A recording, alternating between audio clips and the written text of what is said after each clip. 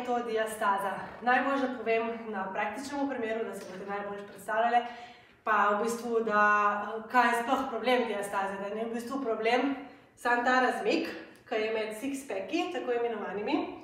Se pravi, problem je tale rdeča zadeva, ki se imenuje linea alba. To se med nosečnostjo, ker otrok raste in potrebuje prostor, se pravi, na to nimamo vpliva.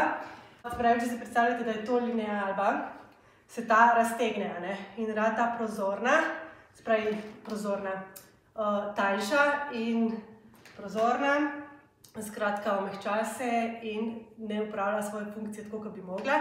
Se pravi, da drži trup močen, stabilen in tako naprej in to je problem diastaze. Veliko punc vas je strah, v bistvu zdaj je ta beseda postala tako čist preveč posiljena in v bistvu vse je strah ta razmik. Ni pa pomemben toliko razmik, kakor moč te linea albe. Se pravi, z vajami, s pravilno držo, s pravilnim dihanjem se to reč da okrepiti. Če pa delamo napačne vaje in seveda razne neumnosti, potem se ta linea alba ne celi in diastaza veča.